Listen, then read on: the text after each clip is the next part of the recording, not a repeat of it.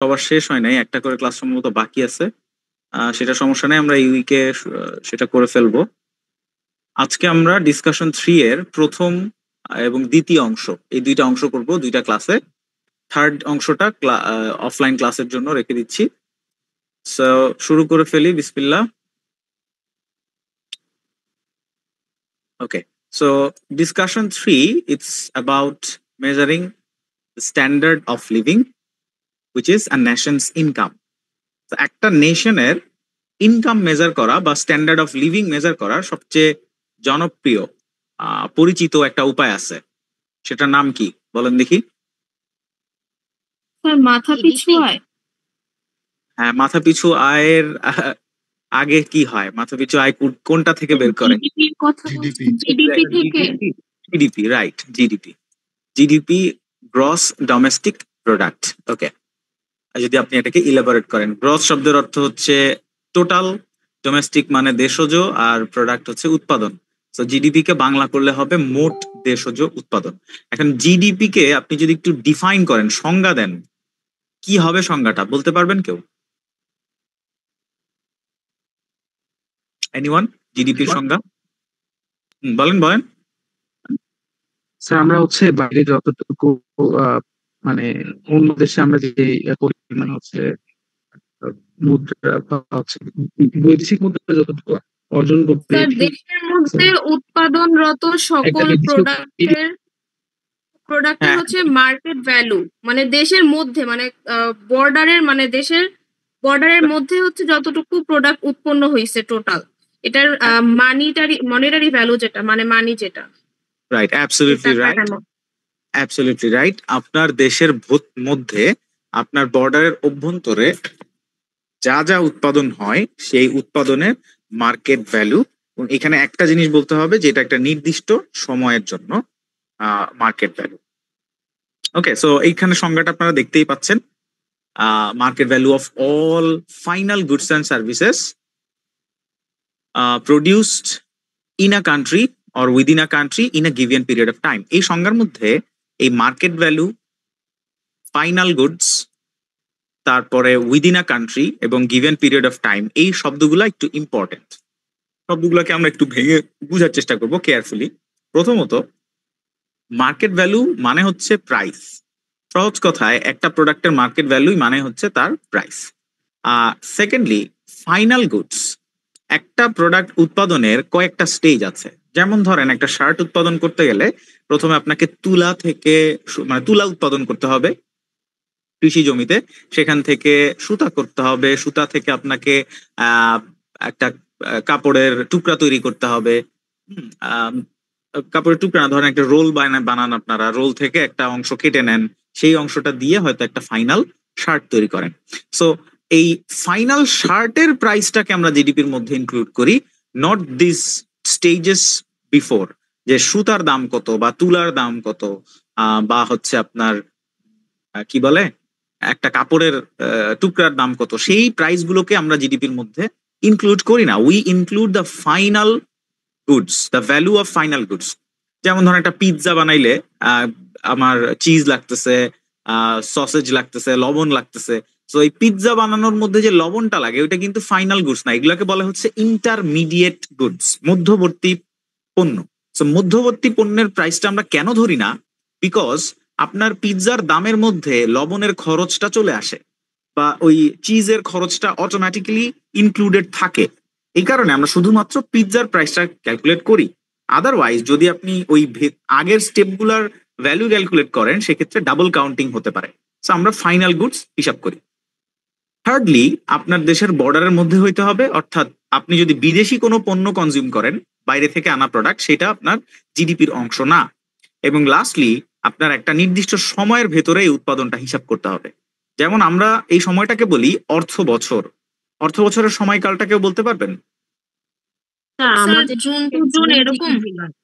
আচ্ছা, June two June, right, July থেকে June, July two June, একটা বছরের জুলাই থেকে শুরু হয়ে পরের বছরের জুন পর্যন্ত হচ্ছে একটা অর্থ বছর। সো এইভাবে আমরা তাহলে বলতে পারি যে বাংলাদেশের জিডিপি কে যদি আপনি ডিফাইন করতে চান, বাংলাদেশের বর্ডারের মধ্যে জুলাই থেকে জুন একটা অর্থ বছরে যত ফাইনাল গুডস অ্যান্ড সার্ভিস উৎপাদন হয় তাদের প্রাইসের সমষ্টি হচ্ছে জিডিপি। ওকে, সো এই হচ্ছে আপনার জিডিপির সংজ্ঞায়ন। জিডিপির সংজ্ঞায়নটা মাথায় রাখতে হবে একটু, কারণ এটার অ্যানালাইসিসে কাজে লাগবে সংজ্ঞাটা।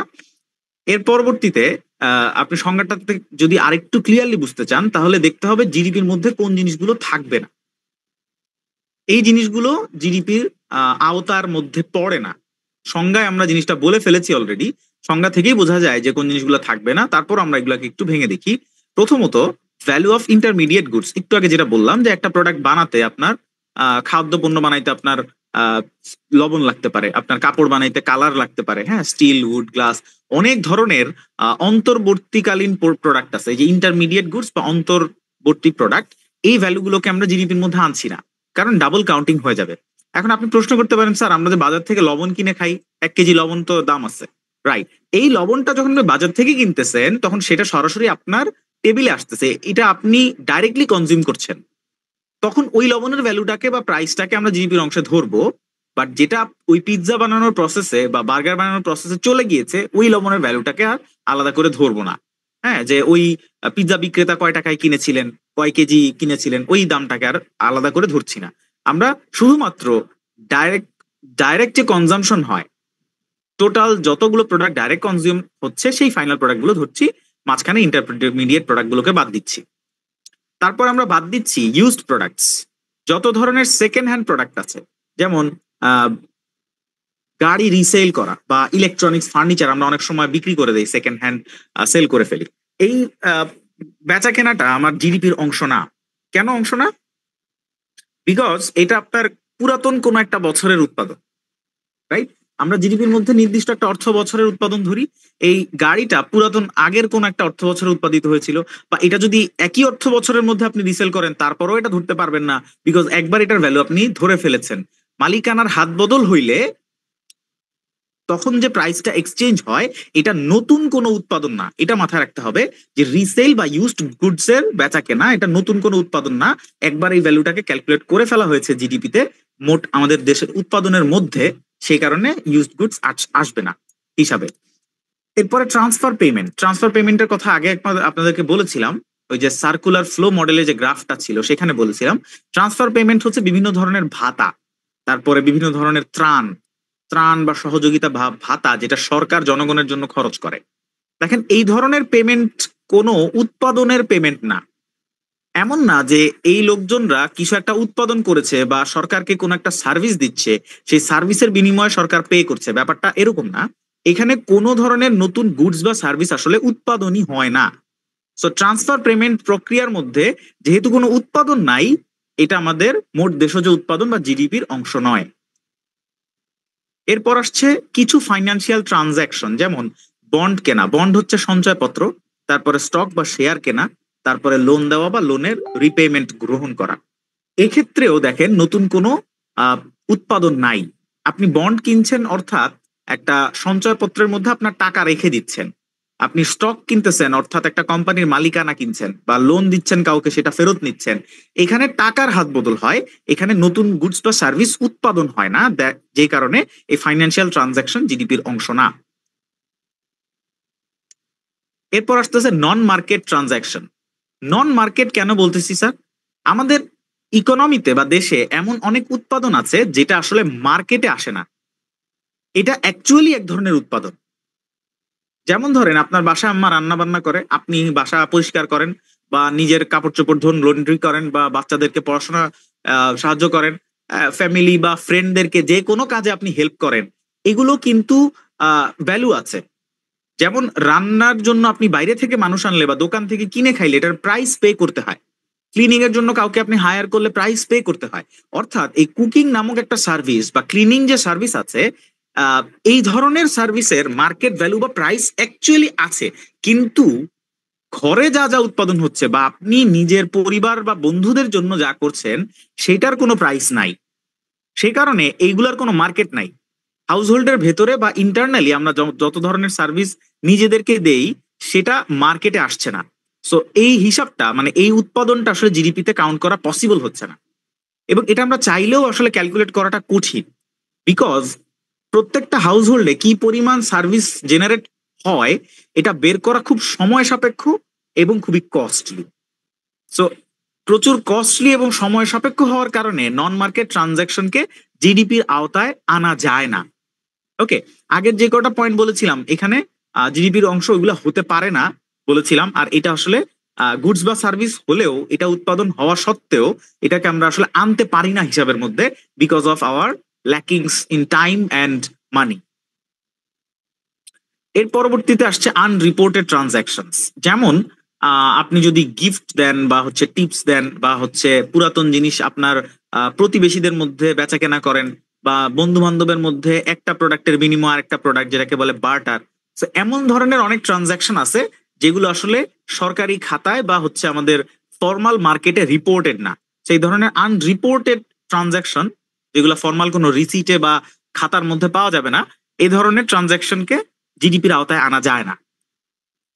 এরপর আছে ইলিগাল ট্রানজাকশন।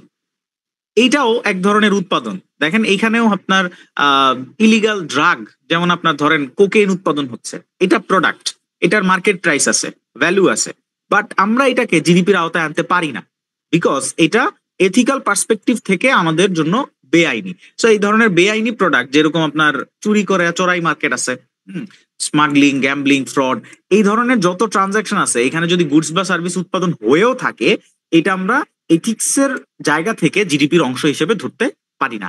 যদি আমরা এটাকে ইলিগাল ট্রানজাকশন গুলোকে জিডিপির আওতায় নিয়ে আসি তাহলে আমাদের জিডিপির ভ্যালুটা আরো বড় হবে।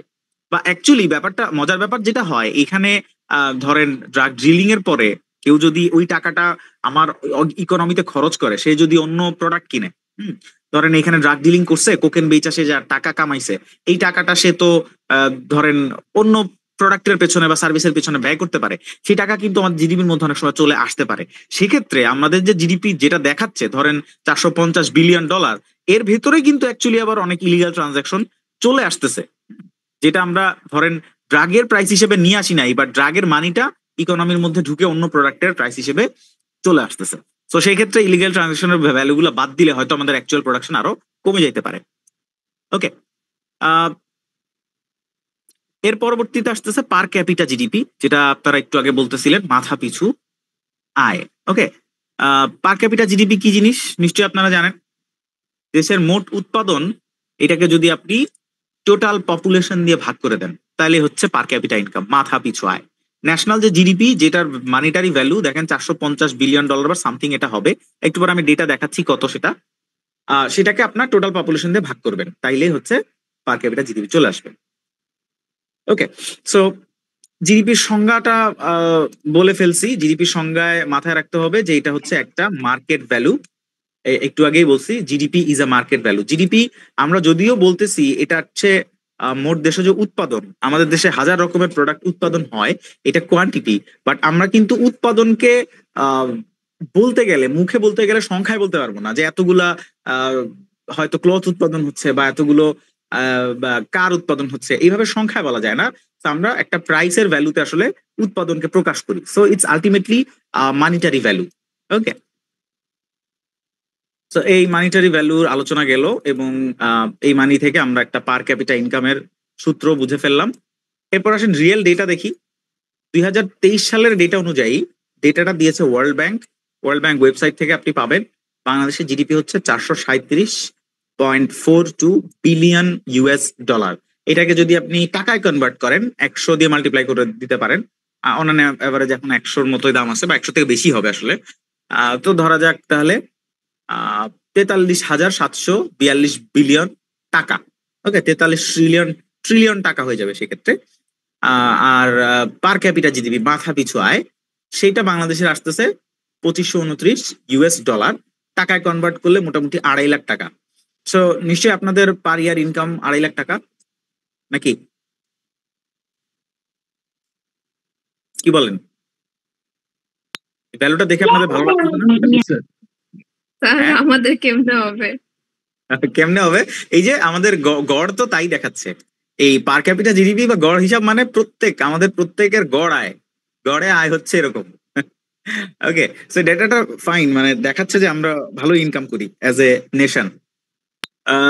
এমন যদি হতো। এটা চোখে শান্তি স্যার।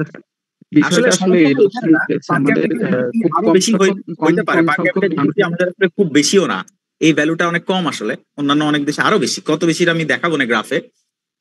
সমস্যাটা হচ্ছে এই টাকাটা আসলে সবার কাছে সমানভাবে নাই, এই গড় ভ্যালুর কাছাকাছি আমরা নাই, আমরা অধিকাংশ মানুষ এই গড় ভ্যালুর চেয়ে অনেক নিচে আছি। এটা হচ্ছে মূল সমস্যা। আচ্ছা, সেখানে আমরা এটা তো আসবো স্যার একটু পরে। ইয়ারলি না, হ্যাঁ ইয়ারলি স্যার, ইয়ারলি কিন্তু প্রত্যেক স্যার বছর। মান্থলি হিসাব করলে তো স্যার হচ্ছে আর একটু কমে যায়, মানে হচ্ছে 20, 21, 22 হাজার এরকম আসে না? কি- কি 21,000 আসলে বুঝিনি। মানে মান্থলি হিসাব করলে তো স্যার হচ্ছে বিশ হ্যাঁ একুশ হ্যাঁ হাজার আসে, তো স্যার হ্যাঁ, নর্মালি তো হিসাবে। আপনাদের সবারই কি মোটামুটি 20-21 হাজার ইনকাম আছে মাসে? 80 জনের সবার আছে কি মনে হয়? না স্যার, সবার নাই। দেশের সবার গড়ে এত টাকা ইনকাম আছে নাই তো। আচ্ছা ফাইন, এটা নিয়ে আমরা পরে দেখবো গ্রাফে। ওকে, এবার আসেন। আমাদের কি এই ডাটাগুলো মুখস্থ করতে হবে? না না, কোনো দরকার নাই, এটা বোঝানোর জন্য দেয়া হয়েছে, রিয়েল ওয়ার্ল্ডে কি অবস্থাটা বোঝানোর জন্য। রিয়েল ওয়ার্ল্ডের অনেক গ্রাফ আমি আপনাদেরকে দেখাবো, ক্লাসরুমেও দেখাবো। মুখস্থ করার দরকার নেই, এটা হচ্ছে জাস্ট আন্ডারস্ট্যান্ডিং এরটা জরুরি। ওকে, দেখেন জিডিপি কিভাবে মেজার করতে হয়, জিডিপি মাপার বা ক্যালকুলেশনের কয়েকটা প্রসেস আছে। 3টা প্রসেস নিয়ে আমরা পড়বো, value added approach, income approach এবং এক্সপেন্ডিচার অ্যাপ্রোচ। এর মধ্যে ভ্যালু অ্যাডেড এবং এক্সপেন্ডিচার অ্যাপ্রোচ আমাদের জন্য মোর ইম্পর্টেন্ট, কারণ বাংলাদেশে এই দুইভাবে ক্যালকুলেশন করা হয়। পৃথিবীতে বেশিরভাগ দেশে এক্সপেন্ডিচার অ্যাপ্রোচে ক্যালকুলেট করে, এবং আমাদের ইকোনমিক্স এর আইডিয়াগুলো বোঝার জন্য expenditure approach is the most important approach. Value added অ্যাপ্রোচটা সহজ, আর ইনকাম অ্যাপ্রোচ নিয়ে আমি তেমন আলোচনা করবো না, বিকজ বাংলাদেশ এভাবে ক্যালকুলেট করে না। কেন করে না একটু পরে বলছি। চলেন প্রথমে ভ্যালু অ্যাডেড অ্যাপ্রোচটা কি এটা দিয়ে শুরু করি। আমরা একটু আগে বলতেছিলাম যে আমাদের প্রোডাকশনের কয়েকটা স্টেপ থাকে, তাই না? প্রথমে যে কোনো একটা র মেটেরিয়াল দিয়ে শুরু হয়, র মেটেরিয়াল থেকে আপনি একটা মধ্যবর্তী প্রোডাক্ট উৎপাদন করেন, এরপরে এই মধ্যবর্তী প্রোডাক্টটা থেকে একটা ফাইনাল প্রোডাক্ট উৎপাদন করেন। এখন আমরা এই পুরো ইকোনমিতে যদি চিন্তা করি, ইন্টারমিডিয়েট প্রোডাক্টগুলোকে মানে ডিস্টিংগুইশ করা বা ফাইনাল প্রোডাক্ট থেকে আলাদা করা কঠিন। যেমন আমি আপনাদেরকে বললাম যে লবণ কি একটা ফাইনাল প্রোডাক্ট হবে, নাকি হচ্ছে আপনার ইন্টারমিডিয়েট প্রোডাক্ট হবে? এখন কিছু ইন্ডাস্ট্রির জন্য সেটা ইন্টারমিডিয়েট প্রোডাক্ট, আবার কখনো সেটা ফাইনাল প্রোডাক্ট। সো লবণের টোটাল ভ্যালু কত বাংলাদেশে উৎপাদন হয়েছে এটা হিসাব করাটা কঠিন। আবার ধরেন সুতা, বা ধরেন আপনার ক্লোথ, ফ্যাব্রিক, হ্যাঁ, আপনি বিভিন্ন ভাবে অনেক প্রোডাক্ট আমাদের উৎপাদন হয়, যেটা কিছু ক্ষেত্রে ইনপুট হিসেবে ব্যবহার করা হয়, আবার কিছু ক্ষেত্রে এটা final product. So value aided approach হচ্ছে এমন একটা অ্যাপ্রোচ যে প্রোডাকশনের প্রত্যেকটা স্টেজে নতুন করে কতখানি ভ্যালু অ্যাড হয়েছে সেটা যোগ করে সেখান থেকে জিডিপি বের করে। কি বললাম, যে প্রত্যেকটা প্রোডাকশনের স্টেপ ওয়াইজ প্রত্যেক স্টেপ থেকে নতুন করে কতখানি ভ্যালু অ্যাড হয়েছে, নতুন করে কতখানি কি বলা যায় এটাকে, নতুন করে কতখানি মূল্য আমার অর্থনীতিতে যোগ করতে পারছে ওই উৎপাদন প্রক্রিয়াটা, ওই স্টেজটা, সেই সবগুলাকে যোগ করে জিডিপি করে। আমি উদাহরণ দিতে সহজ হবে। ধরেন আপনি একটা ইন্ডাস্ট্রিতে আছেন যেটা হচ্ছে ব্রেড ইন্ডাস্ট্রি। সহজ একটা উদাহরণ, এটা হচ্ছে রুটির ইন্ডাস্ট্রি। এটার প্রথম স্টেপটা হচ্ছে উইট উৎপাদন। উইট উৎপাদন করে একজন ফার্মার, কৃষক উইট উৎপাদন করে সে বাজারে 20 টাকায় উইট বিক্রি করে। ওকে ফাইন, আমরা ধরে নিচ্ছি এখানে ফার্মারের প্রোডাকশন কস্ট, মানে উইট যে সে জমিতে চাষ করে উৎপাদন করছে, এতে তার তেমন কোনো খরচ হয় নাই, প্রোডাকশন কস্টটাকে 0 ধরে নিচ্ছি। তাহলে একজন ফার্মারের মাধ্যমে আমার অর্থনীতিতে কত টাকার ভ্যালু অ্যাড হয়? 20 টাকা মাইনাস তার কস্ট ইকুয়াস টু 20 টাকা। এরপরে এই যে হুইট, এটা পারচেস করতেছে একজন ফ্লাওয়ার প্রডিউসার। এই ফ্লাওয়ার প্রডিউসার হুইট কিনে নিচ্ছে 20 টাকায়, এবং তার কাজের মাধ্যমে হুইটকে সে কনভার্ট করে ফ্লাওয়ার বানিয়ে 30 টাকায় সেল করছে। তাহলে একজন ফ্লাওয়ার প্রডিউসারের মাধ্যমে আমার ইকোনমিতে কয় টাকার ভ্যালু অ্যাড হচ্ছে? 10 টাকা। 10 টাকা। এক্স্যাক্টলি, আপনারা বুঝে ফেলছেন জিনিসটা, যে 30 টাকায় যেহেতু সে বিক্রি করতে পারতেছে এবং 20 টাকায় কিনছে, সে নিজে আমার ইকোনমিতে নতুন করে 10 টাকার ভ্যালু যোগ করছে। একইভাবে একজন বেকার, সে ফ্লাওয়ার থেকে ব্রেড উৎপাদন করে, তার শ্রমের মাধ্যমে এবং তার বুদ্ধির টেকনিকের মাধ্যমে সে ফ্লাওয়ারকে একটা প্রসেস করে ব্রেড তৈরি করে।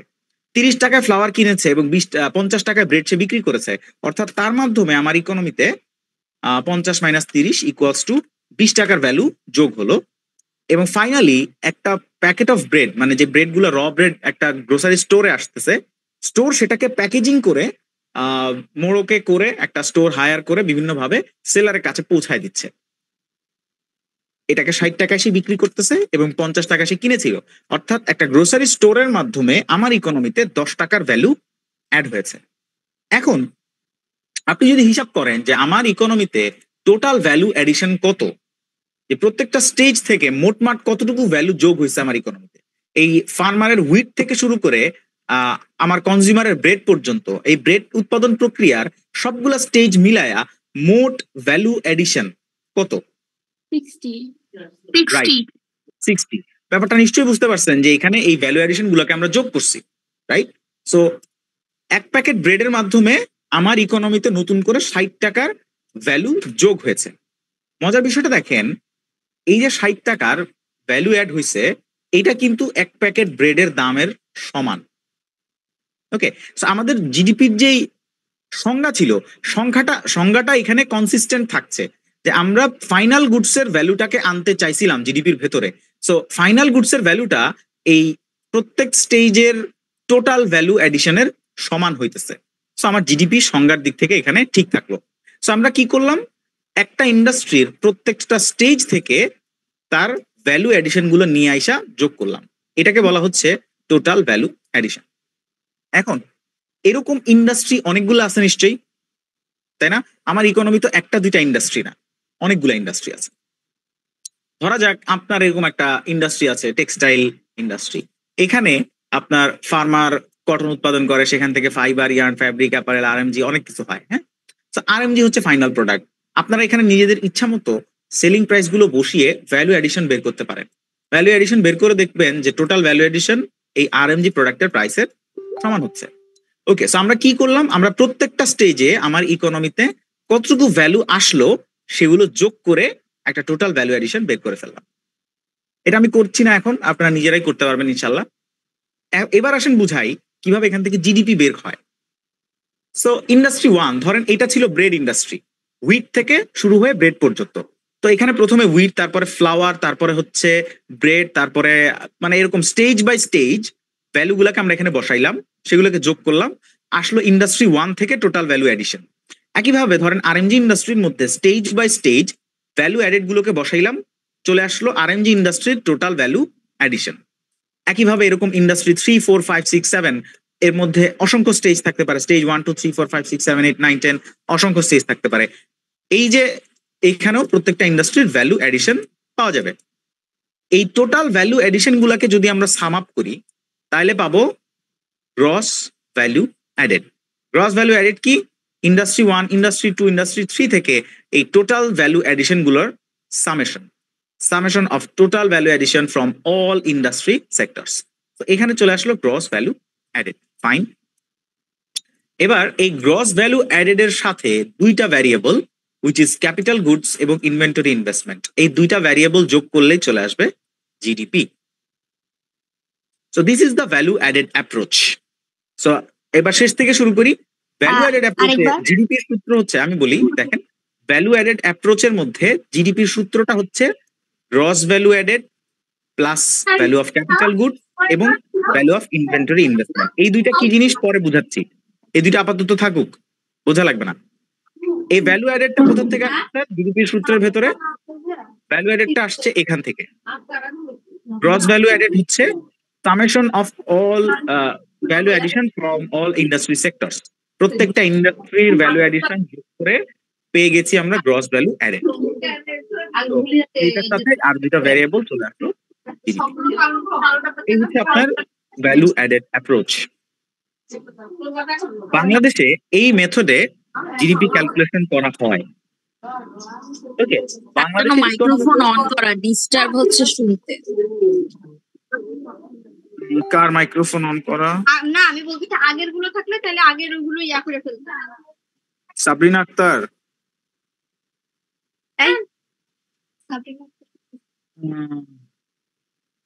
মিউট করে দিলাম। ওকে ফাইন, আমরা যেটা বলছিলাম যে বাংলাদেশে এই প্রসেসে জিডিপি হিসাব করা হয়। কারা হিসাব করে? BBS, Bangladesh bureau of statistics. তারা এই প্রসেসে জিডিপি হিসাব করে। বাংলাদেশের ইন্ডাস্ট্রিগুলোকে মোট 15টা ভাগে ভাগ করা হয়। 15 ইন্ডাস্ট্রি সেক্টরস আছে ইন্টারন্যাশনাল স্ট্যান্ডার্ড ক্লাসিফিকেশন অনুযায়ী। ইন্ডাস্ট্রিয়াল ক্লাসিফিকেশনের হিসাবে 15টা ইন্ডাস্ট্রি থেকে তারা গ্রস ভ্যালু অ্যাডেড বের করে। গ্রস ভ্যালু অ্যাডেড বের করে সেখান থেকে BBS এর ডেটা, যেটা ক্যাপিটাল ইনভেস্টমেন্ট এবং ইনভেন্টরি আছে, সেখান থেকে বের করে ফেলা হয় জিডিপির ভ্যালু কত। আপনাদেরকে আমি একটু দেখাই এই জিনিসগুলো আরেকটু ক্লিয়ারলি বোঝার জন্য কোথায় যাবেন। আপনাদের গুগল ক্লাসরুমে এই বইটা আপলোড করে দেয়া আছে, introduction to macro economics. Writer হচ্ছে কাজী ইকবাল, নিচে দেখেন লেখা আছে কাজী ইকবাল। এই বইটার চ্যাপ্টার 2 কে আমি বেস করে পড়াচ্ছি। চ্যাপ্টার 2, এই যে মেজারিং স্ট্যান্ডার্ড অফ লিভিং, এইটা এই এই চ্যাপ্টার 2 কে বেস করে আমি পড়াচ্ছি এবং এখানে আপনার জিডিপি নিয়ে আলোচনা আছে, এখানে ভ্যালু অ্যাডেড অ্যাপ্রোচ নিয়েও কথা আছে।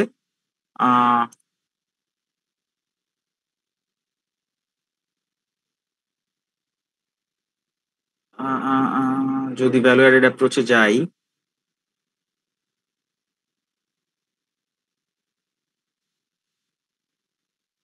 চ্যাপ্টার 3, সরি চ্যাপ্টার 2 এটা। এখানে আর যে টপিক গুলো আছে এগুলো আমরা একটু, এই যে value added approach, product approach আর ভ্যালু অ্যাডেড, এই যে এইখানে হচ্ছে আপনার ভ্যালু অ্যাডেড অ্যাপ্রোচের ব্যাখ্যাটা দেয়া আছে। আপনারা চেষ্টা করলে এখান থেকে বুঝতে পারবেন। এখানে এই যে উদাহরণটা আমি দিলাম সেই উদাহরণটাও দেওয়া আছে। এইটা সহ আপনারা একটু স্টাডি করলে ইনশাল্লাহ বাকিটা ক্লিয়ার হয়ে যাবে। ওকে, এবার ফেরত আসি আমার স্লাইডে। Secondly, income approach. Income approach হচ্ছে আমার দেশের, আমি একটু ক্লিয়ারলি জিনিসটা একটু বলি, আগে শুনেন। আমার দেশের যত উৎপাদন হয়, যত সেক্টর থেকেই হোক না কেন, এই সেক্টরগুলো থেকেই দেশের মানুষের টোটাল ইনকাম জেনারেটেড হয়। সো দেশের মোট উৎপাদন আর দেশের মোট ইনকামের ভ্যালুটা আসলে এক। দেশে যত টাকার উৎপাদন হচ্ছে তত টাকাই আসলে দেশের মানুষের মোট ইনকাম। সো মানুষের মোট ইনকামকে আপনি যদি যোগ করতে পারেন তাহলে দেশের মোট উৎপাদনের ভ্যালুটাও পেয়ে যাবেন। আবারও বলছি, দেশের সকল ইন্ডাস্ট্রি মিলায়ে যা উৎপাদন হয় সেই উৎপাদনের জায়গাগুলো থেকে মানুষের আয় আসে। সো মানুষের টোটাল আয়কে যদি আপনি যোগ করতে পারেন তাহলে মোট উৎপাদনের ভ্যালু পাবেন। এখন ইনকাম অ্যাপ্রোচের একটা ছোট্ট সূত্র আছে, সূত্রটা আপনাদেরকে আমি দেখাই দেই। ইনকাম অ্যাপ্রোচের জন্য প্রথমে বের করতে হয় নেট ডোমেস্টিক ইনকাম। ওকে, এটাই জিডিপি না, প্রথমে নেট ডোমেস্টিক ইনকাম বের করতে হয়। নেট ডোমেস্টিক ইনকামের কয়েকটা সেক্টর আছে।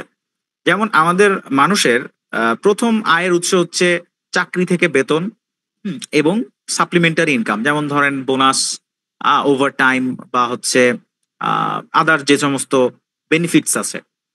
হ্যাঁ, সো বেতন এবং আদার বেনিফিটস মিলায় আমাদের এক ধরনের কাজের ইনকাম। সেকেন্ডলি, বিজনেসের প্রফিট, যারা বিজনেস করছেন তাদের প্রফিটেবল ইনকাম আছে। এখানে গভর্নমেন্ট এন্টারপ্রাইজেরও কিছু ইনকাম আছে, সরকারি ব্যবসা এবং বেসরকারি ব্যবসা, সব ধরনের ব্যবসার ইনকাম। সো চাকরির ইনকাম, ব্যবসার ইনকাম। এরপর আসতেছে আপনি যে টাকা সঞ্চয় করেন, আপনি যদি বন্ড কিনেন অথবা ব্যাংকে রাখেন, সেখান থেকে আপনার এক ধরনের ইনকাম আসতেছে, ইন্টারেস্ট ইনকাম। হ্যাঁ, বা আপনি যদি কোনো কোম্পানির শেয়ার কিনেন, সেখান থেকে আপনার প্রফিট আসতে পারে, সেই ইনভেস্টমেন্ট ইনকাম, এটা আরেক ধরনের ইনকাম। তারপরে কিছু আছে আপনার ফার্মস, মানে কৃষি ক্ষেত্র, এবং ইনকর্পোরেটেড বিজনেস, মানে হচ্ছে ফর্মাল সেক্টরের বিজনেস না। সো এই ধরনের একটা ইনকাম সেক্টর আছে। আরেকটা হচ্ছে ট্যাক্স লেস সাবসিডিজ, মানে হচ্ছে গভর্নমেন্ট যে ট্যাক্স নেয়, লেস মানে মাইনাস, আর যে ভর্তুকি দেয়, গভর্নমেন্টের আয় হচ্ছে ট্যাক্স আর সাবসিডি হচ্ছে ব্যয়। সো ট্যাক্সের আয় থেকে যদি আপনি গভর্নমেন্টের ব্যয়টাকে বাদ দেন তাহলে গভর্নমেন্টের নেট আয় পাওয়া যায়। সো এই গভর্নমেন্টের আয়, ইনফর্মাল সেক্টরের আয়, ইনভেস্টমেন্টের আয়, বিজনেস ইনকাম এবং চাকরির ইনকাম, এই সবগুলা ইনকাম সেক্টরের ভ্যালুগুলোকে যোগ করলে আপনি পাবেন নেট ডোমেস্টিক ইনকাম। ওকে, ফাইন। এবার আপনি নেট ডোমেস্টিক ইনকামের সাথে দুইটা ভ্যারিয়েবল যোগ করবেন, ডেপ্রিসিয়েশন এবং স্ট্যাটিস্টিক্যাল ডিসক্রিপেন্সি বা স্ট্যাটিস্টিক্যাল এরর। এই দুইটা নিয়ে পরে আলাপ করছি। এই ডেপ্রিসিয়েশন এবং স্ট্যাটিস্টিক্যাল এররের সাথে যোগ করবেন কোনটা? Net domestic income. এটা হচ্ছে আমার এখানে main variable. Net domestic income পাচ্ছি এখান থেকে, এই কয়েকটা সেক্টরের ভ্যালু যোগ করলে। সো জিডিপি ইনকাম অ্যাপ্রোচে জিডিপি হচ্ছে এইটাই, net domestic income plus depreciation plus statistical discrepancy. So এই মেথডের আর বিস্তারিত ব্যাখ্যা আমি করবো না, বিকজ বাংলাদেশে এইভাবে হিসাব করে না। বাংলাদেশে ইনকাম সেক্টরগুলোর enough data bureau of statistics এর কাছে আসে না, বা বাংলাদেশ এভাবে ডেটা কালেক্ট করতে পারে না। দ্যাট ইজ ওয়াই ইনকাম অ্যাপ্রোচকে বাংলাদেশ অ্যাভয়েড করে, এভাবে হিসাব করে না। পৃথিবীর কিছু দেশে, অল্প কিছু দেশে ইনকাম অ্যাপ্রোচটা ব্যবহার করা হয় যাদের এনাফ ডেটা বেসেস আছে। আদারওয়াইজ অন্য কান্ট্রিগুলো ভ্যালু অ্যাডেড অথবা মোস্টলি এক্সপেন্ডিচার অ্যাপ্রোচকেই ব্যবহার করে। সো এক্সপেন্ডিচার অ্যাপ্রোচে যাওয়ার আগে আপনাদের কোনো প্রশ্ন থাকলে শুনবো। এতক্ষণ যতটুকু বললাম তার উপরে প্রশ্ন আছে কিনা? স্যার আমাদের তো স্যার গুডস এন্ড সার্ভিসেস দুইটাই কি জিডিপি তে ইনক্লুডেড না? ডেফিনেটলি, যত গুডস আছে সার্ভিস আছে সবকিছু। স্যার তাহলে ভ্যালু এডিশনে আমাদের সার্ভিসটা কিভাবে হিসাব করে, লাইক টিউশনি বা মেডিকেল সার্ভিসেস? এইটারও সার্ভিসেরও যে স্টেপ বাই স্টেপ প্রসেস আছে। যেমন ধরেন আপনি সার্ভিসের কথা যদি চিন্তা করেন, ধরেন ডক্টরের সার্ভিস, হ্যাঁ, আপনি হসপিটালে যাচ্ছেন, আপনার সার্ভিস আছে। তো এইখানকার ভ্যালু এডিশনে আপনার চিন্তা করতে হবে যে একটা হসপিটালের ইনিশিয়াল কস্ট, হ্যাঁ, একটা বছরে হসপিটালের ইনিশিয়াল র মেটেরিয়াল এবং হচ্ছে সেট আপ যে কস্টটা আছে এটাকে আপনার ধরতে হবে। তারপরে তোমার কি বলে যে রোগী দেখার যে একটা প্রফিট সেটা আছে, সেখান থেকে তোমার ডায়াগনস্টিক্স এর যে প্রফিট সেটা যোগ করতে হবে। মানে স্টেপ বাই স্টেপ এই জিনিসগুলোকে যোগ করে সার্ভিসের হিসাবটাও করা যায়। ওকে স্যার, ভ্যালু এডিশনে বিবিএস তো স্যার মেবি 15টা ইন্ডাস্ট্রিকে হিসাবে ধরে, তাহলে হ্যাঁ। স্যার আদার কি বাকি থেকে যাচ্ছে না? তো এটা কি হিসাবে একটা গড়বড় হবে না? সবগুলোকে আমি 15টা ইন্ডাস্ট্রিকে ধরে, ব্যাপারটা এরকম না। দেশের মোট উৎপাদনকে 15টা ইন্ডাস্ট্রির মধ্যে নিয়ে আসে, মানে 15টা খাত। ঠিক আছে, 15টা ইন্ডাস্ট্রি না, এমন না যে তোমার টেক্সটাইল ইন্ডাস্ট্রি, ট্যানারি ইন্ডাস্ট্রি এইভাবে ভাগ করছে। জিনিসটা হলো যে একই ধরনের উৎপাদনকে একটা ইন্ডাস্ট্রির আওতায় নিয়ে আসছে। তো এইভাবে 15টা খাত হয়েছে, মোট সকল উৎপাদন মিলায়া 15টা খাত হয়েছে। তো এই 15টা খাতের উৎপাদনই দেশের মোট উৎপাদন। এর ভিতরে একটা ইন্ডাস্ট্রি ধরো সার্ভিস সেক্টর আছে, সার্ভিস সেক্টরের মধ্যে আবার উপখাত আছে, উপখাতের মধ্যে শিক্ষা, চিকিৎসা, তারপরে তোমার আদার্স সবকিছুই আছে। Okay sir.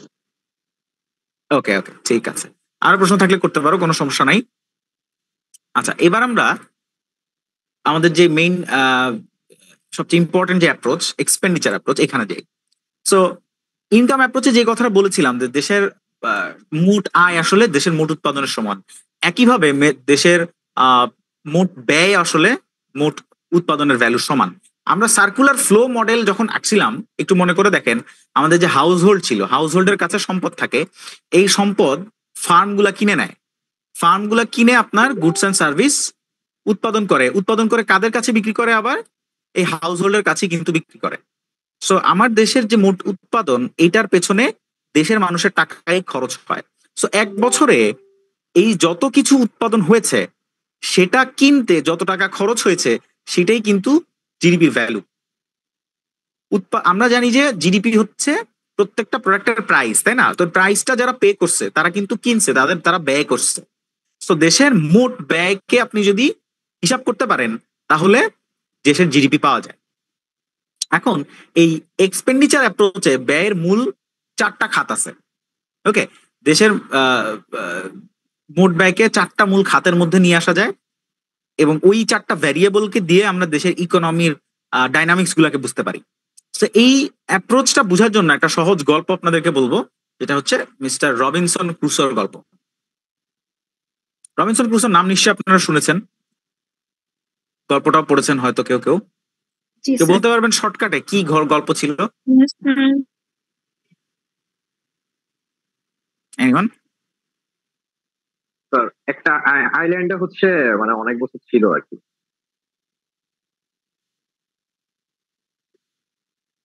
ওখানে হচ্ছে সার্ভাইভ করছিল না এই টাইপের, মানে বিভিন্ন জিনিসকে উনি প্রাকৃতিক ন্যাচারাল জিনিসগুলোকে কাজে লাগিয়ে সার্ভাইভ করছিল। আর অনেক কিছু তৈরি করছিল ইনফ্রাস্ট্রাকচার টাইপের ওইখানে থাকা অবস্থায়।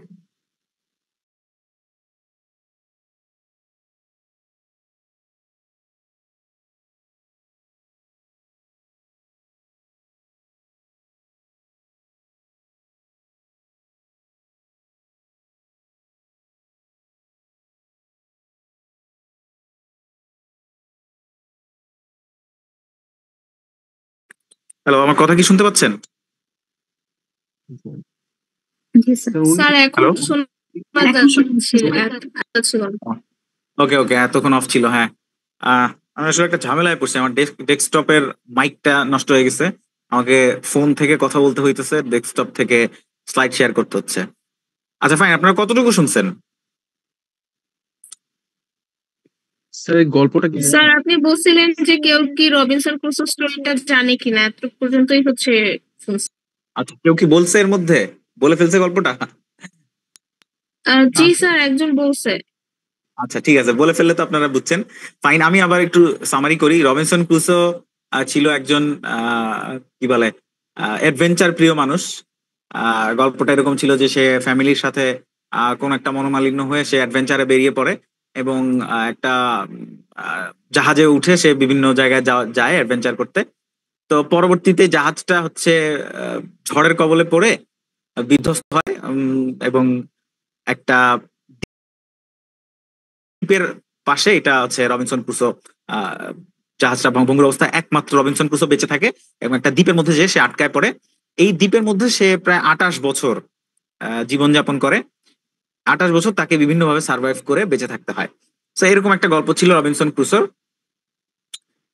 এই গল্পটাতে আমরা যেখানে ফোকাস করব যে রবিনসন ক্রুসো বেঁচে থাকার স্বার্থে যা যা করেছিল, যে জিনিসগুলো উৎপাদন করেছিল, এই উৎপাদিত পণ্যগুলাকে ক্যাটাগরিক্যালি ভাগ করব। ওকে, সো ক্যাটাগরিক্যালি ভাগ করলে রবিনসন ক্রুসোর যে দ্বীপটা, এই দ্বীপটাকে যদি আপনি একটা দেশ চিন্তা করেন, তাহলে ওই দেশের উৎপাদনের বা ব্যয়ের খাতগুলা আপনি বের করতে পারবেন। ওকে, সো চলেন প্রথমে আমরা প্রোডাক্টের ধরন, মানে এখানে মাথায় রাখবেন যে আমরা রবিনসন ক্রুসোর কাছ থেকে আমাদের দেশে উৎপাদিত বা হচ্ছে আমরা যে সমস্ত জিনিস আসলে ব্যবহার করি, যে সমস্ত জিনিসের পেছনে ব্যয় করি, এই ব্যয় করা জিনিসগুলোর ক্যাটাগরি বের করতে চাইতেছি। সো প্রথমে চলেন, রবিনসন ক্রুসো বেঁচে থাকার ক্ষেত্রে ফার্স্ট অফ অল কিসের কথা চিন্তা করছে? বেঁচে থাকার জন্য ফার্স্ট আপনাকে কি ম্যানেজ করতে হবে বলেন? খাদ্য, খাবার। রাইট, খাবার ব্যবস্থা করতে হবে। একটা দ্বীপের মধ্যে কি পাওয়া যায়? সাধারণত দ্বীপ চিন্তা করলে আমাদের মাথায় কি আসে? মাছ গাছ আছে? থাকবে, একটু বন থাকবে, সেখানে গাছের থেকে নারকেল গাছ খাবার সংগ্রহ করবে, ফল ফুল।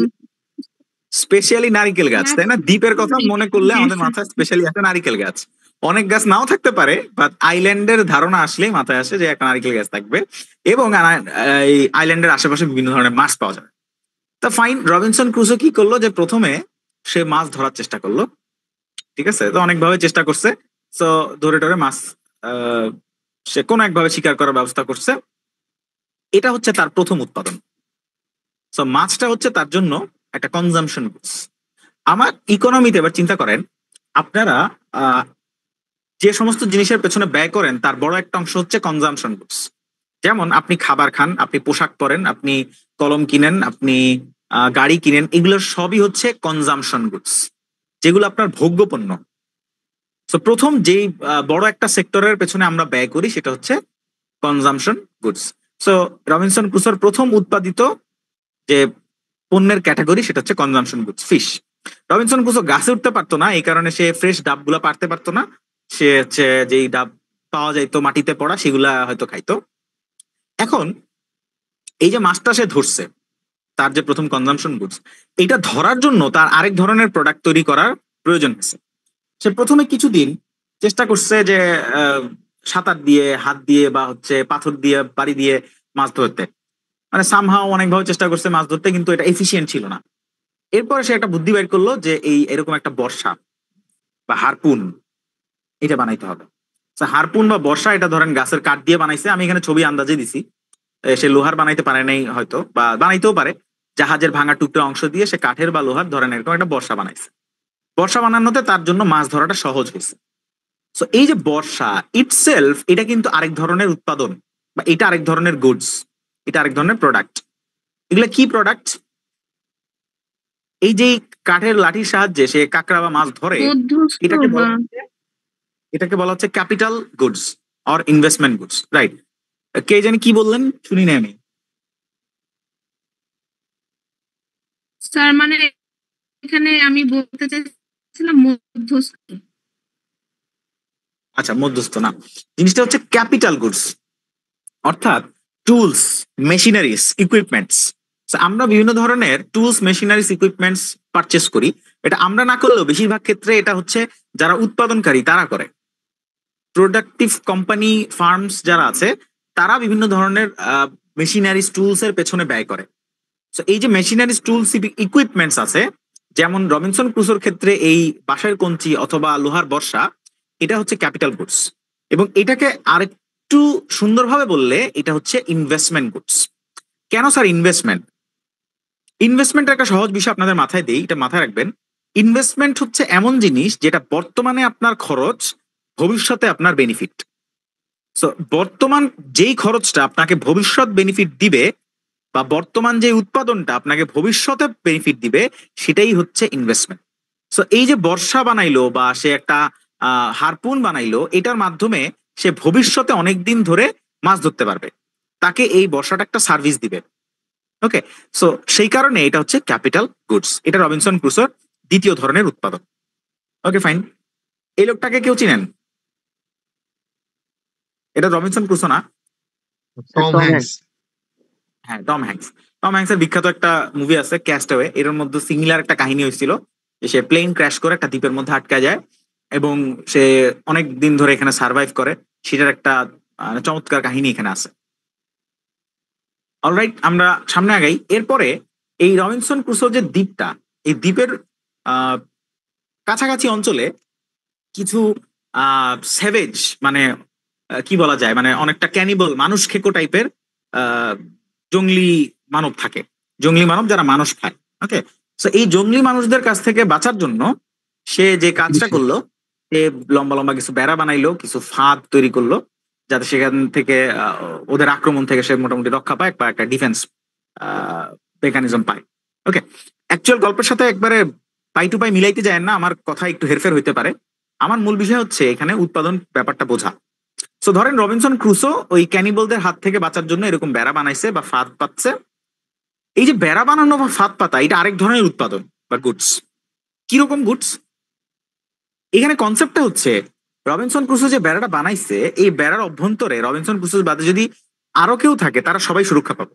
যদি এখানে গরু, ছাগল, হাঁস, মুরগি থাকে বা আরো মানুষ আইসা বসবাস করে, তাহলে এই বেড়াটা আসলে সবাইকে সমানভাবে সার্ভিস দিবে, বা এই ফাঁদের কারণে সবাই সমানভাবে সুরক্ষিত হবে। এই ধরনের প্রোডাক্ট, যেই প্রোডাক্টটা একটা নির্দিষ্ট অঞ্চলের মানুষের সবাইকে সমান পরিমাণ সার্ভিস দেয়, সেগুলোকে বলে পাবলিক গুডস। যেমন ধরেন আপনার দেশের রাস্তাঘাট, পাবলিক স্কুল, কলেজ, তারপর ধরেন স্ট্রিট ল্যাম্প, তারপর ধরেন মিলিটারি, দেশের ডিফেন্স সিস্টেম, পুলিশ, এই ধরনের যেই গুডস বা সার্ভিস আছে, এগুলাকে বলা হয় পাবলিক গুডস, যেগুলো সবার জন্য কমন। ওকে, সো এই পাবলিক গুডস এর পেছনে আমাদের অনেক ব্যয় আছে। আমরা এখানে, এটা আমাদের ব্যয়ের একটা বড় খাত। So this is the third sector of our expenditure approach. Okay, so কি গেল এটা? পাবলিক গুডস, যেটার মাধ্যমে সবাই সমানভাবে সুযোগ পায়। সো এবার আসেন রবিনসন ক্রুসোর গল্পে আরেকটু মোড় নিল, যে হঠাৎ করে সে একটা লোককে উদ্ধার করলো। ওকে, ওই ক্যানিবলদের হাত থেকে উদ্ধার করলো একটা লোককে, তার নাম হচ্ছে মিস্টার ফ্রাইডে। সো এই মিস্টার ফ্রাইডেকে উদ্ধার করে আনার পরে তারা হচ্ছে দুজন একসাথে থাকলো এই দ্বীপটার মধ্যে। এই ইয়েটা যে মানে ফ্রাইডে লোকটা, এই লোকটা গাছে চড়তে ওস্তাদ, সে দ্রুত হচ্ছে ডাব পেরে নিয়ে আসতে পারে, যেটা রবিনসন ক্রুসো পারতো না।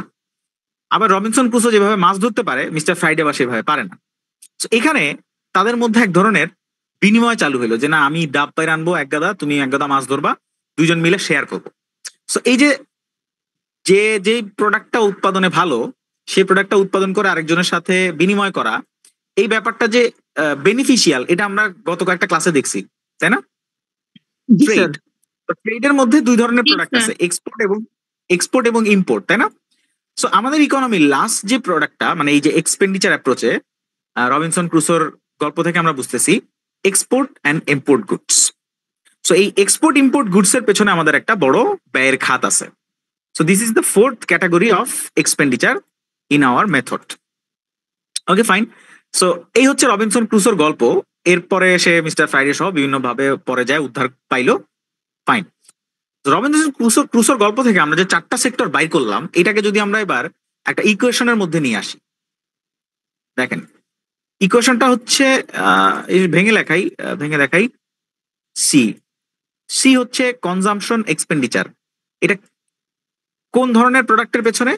আমরা যে ভোগ্য পণ্যগুলা ব্যবহার করি, যেমন পোশাক বললাম একটু আগে উদাহরণস্বরূপ। সো এই সকল ধরনের কনজাম্পশন গুডের যে ব্যয় সেটা হচ্ছে কনজাম্পশন এক্সপেন্ডিচার। এরপর আসতেছে capital goods, tools, machineries, investment expenditure. তারপরে পাবলিক গুডস এর পেছনে যে খরচটা মেইনলি গভর্নমেন্ট করে সেটা হচ্ছে গভর্নমেন্ট এক্সপেন্ডিচার। এবং exported products minus imported products সেটা হচ্ছে নেট এক্সপোর্ট। এই 4টা কম্পোনেন্টকে যদি আপনি যোগ করেন, অর্থাৎ এই 4টা কম্পোনেন্টের মানিটারি ভ্যালু, আমার দেশের মোট consumption expenditure, investment expenditure, government expenditure এবং নেট এক্সপোর্ট এক্সপেন্ডিচার, এই 4টা ব্যয়ের খাতকে যদি আপনি যোগ করেন তাইলেই পাওয়া যাবেন ওয়াই ইকুয়ালস টু জিডিপি, বা এটাকে আপনি আউটপুট বলতে পারেন, which is the total production of a country. তো এই ইকুয়েশনটা হচ্ছে ন্যাশনাল ইনকাম আইডেন্টিটি। এই আইডেন্টিটি ব্যবহার করে আমরা অনেক ধরনের ক্যালকুলেশন বা হচ্ছে আন্ডারস্ট্যান্ডিং এখান থেকে বের করি। সো ইকুয়েশনটা আমাদের জন্য ভেরি ইম্পর্টেন্ট, এটা মাথায় রাখতে হবে। সো ইকুয়েশনটার জন্যই আপনাদেরকে গল্পটা বলা, যাতে করে আপনার ভালো করে ইকুয়েশনটা মাথায় থাকে। এবার আমাদের নেক্সট কাজ হচ্ছে ইকুয়েশনটাকে একটু ভেঙে বোঝা, যে বাস্তবে আপনি তো রবিনসন ক্রুসোর গল্পে বুঝলেন যে সে ডাব বা মাছ খায়, বাট বাস্তবে আসলে কনজাম্পশন এক্সপেন্ডিচারের মধ্যে কি কি আছে, এই ইনভেস্টমেন্ট এক্সপেন্ডিচার মধ্যে কোন কোন ধরনের প্রোডাক্ট আছে, হোয়াট আর দ্য টু মানে কম্পোনেন্টস অফ গভর্নমেন্ট এক্সপেন্ডিচার। এই 4টা ক্যাটাগরিকে আমরা একটু ভেঙে বোঝার চেষ্টা করব। সো ক্লাসের ফার্স্ট অংশ শেষ, নেক্সট অংশে আমরা এই 4টা ভ্যারিয়েবল অর্থাৎ কম্পোনেন্টস অফ জিডিপি এটা বোঝার চেষ্টা করব। সো যেহেতু টানা অনেকক্ষণ কথা বললাম, আমি 3 মিনিটে একটা শর্ট ব্রেক নেই। আপনারা একটু মাথাটা রিল্যাক্স করেন, তারপরে আমরা পরের অংশটা শুরু করছি।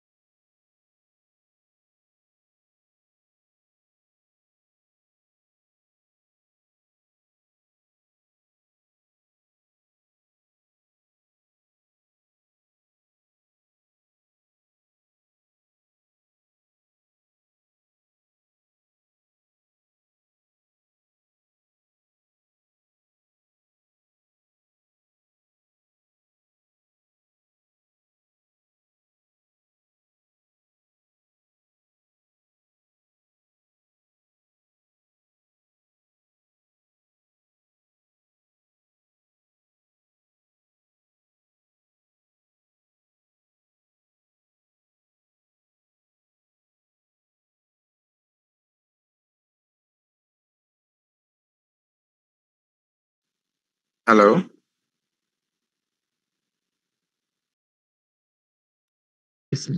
জি স্যার, শোনা যাচ্ছে।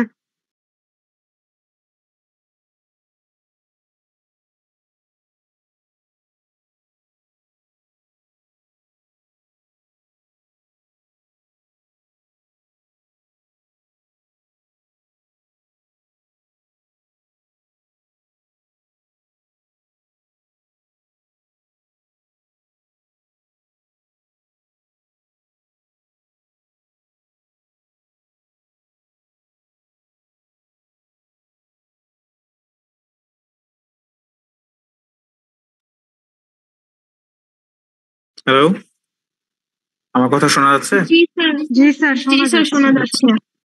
ওকে, থ্যাংক ইউ।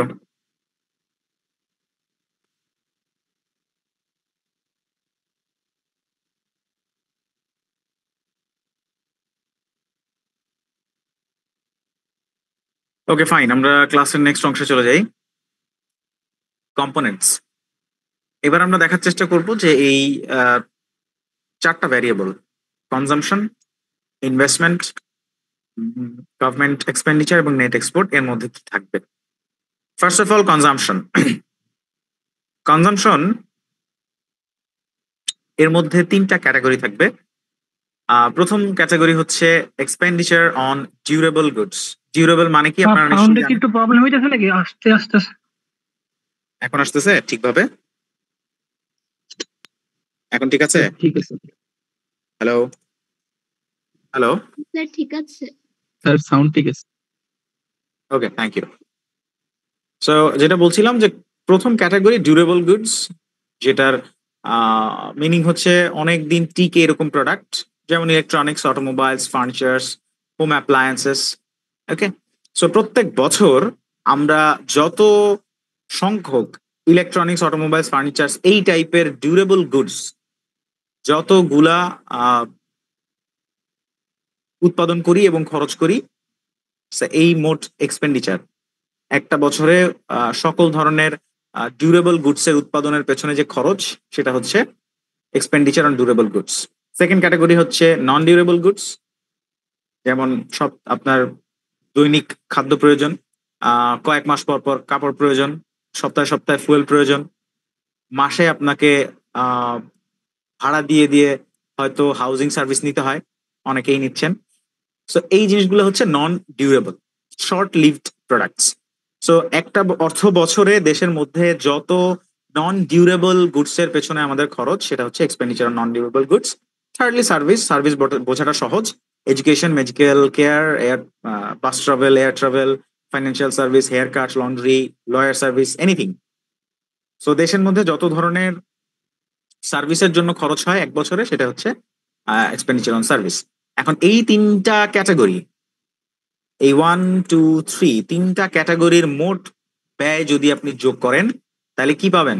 তাহলে পাবেন ওই বছরে ওই দেশের মোট consumption expenditure, the value of C. তিনটা ক্যাটাগরি যোগ করলে এই যে সি, এই সি এর ভ্যালুটা পাওয়া যাবে। ওকে, একইভাবে যে আই, আই কি হচ্ছে? আই হচ্ছে ইনভেস্টমেন্ট এক্সপেন্ডিচার। এটাকে আরেকটু বড় করে লিখলে গ্রস ইনভেস্টমেন্ট এক্সপেন্ডিচার। এক বছরে মোট ক্যাপিটাল গুডস এর পেছনে আপনার যে খরচ, সেটা হচ্ছে গ্রস ইনভেস্টমেন্ট এক্সপেন্ডিচার। এর মধ্যেও তিনটা ক্যাটাগরি আছে। প্রথমটা হচ্ছে business fixed investment, which is machineries, equipments, tools.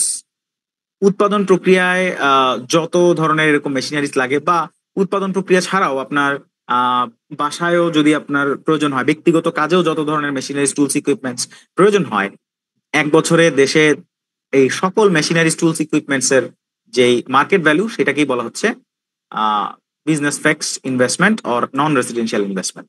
Second category হচ্ছে নতুন বাড়ি কেনা বা ফ্ল্যাট কেনা, অ্যাপার্টমেন্ট কেনা, ওয়্যার হাউস বা স্টোর, দোকান কেনা। সো যখন আপনি একটা স্ট্রাকচার কিনে নিচ্ছেন, ইনফ্রাস্ট্রাকচার কিনে নিচ্ছেন, যেমন বাড়ি কিনতেছেন বা একটা দোকান বা হচ্ছে ওয়্যার হাউস যেখানে আপনি পণ্য রাখবেন, এমন ইনভেস্টমেন্টকে বলা হচ্ছে রেসিডেন্সিয়াল ইনভেস্টমেন্ট। এটা ব্যক্তিগত ক্ষেত্রেও হইতে পারে, ব্যবসায়ের ক্ষেত্রেও হইতে পারে। একটা পার্থক্য এখানে খেয়াল করবেন যে আপনি যখন বাড়ি কিনতেছেন তখন সেটা কিন্তু ইনভেস্টমেন্ট ক্যাটাগরিতে পড়তেছে, কারণ একটা বাড়ি কিনে ফেললে সেটা আপনাকে ভবিষ্যতে অনেক বেনিফিট দিবে। এই মুহূর্তের ব্যয় এটা আপনাকে ভবিষ্যতে লং টার্ম ধরে একটা সার্ভিস দিবে, ভবিষ্যতের সার্ভিস, এই কারণে এটা ইনভেস্টমেন্ট। বাট একটু আগে আপনাদেরকে আমি দেখাইছিলাম যে হাউজিং সার্ভিস, এই যে হাউজিং সার্ভিস, এটা কিন্তু আবার নন ডিউরেবল গুডস, কারণ এটা আপনার প্রত্যেক মাসে রিনিউ করতে হয়, রিনিউ না করলে আপনি ওই বাসায় থাকতে পারবেন না, এই কারণে এটা নন ডিউরেবল। এবং এটা কোন ক্যাটাগরির মধ্যে পড়ছে? কনজামশনের ক্যাটাগরির মধ্যে পড়ছে। আর যদি আপনি হাউস কিনে ফেলেন বা ফ্যাক্টরি কিনে ফেলেন সেক্ষেত্রে residential investment. Thirdly, business inventory. Inventory শব্দটার সাথে আপনারা পরিচিত নিশ্চয়ই। ইনভেন্টরি বলতে আপনারা কি বুঝেন বলেন তো?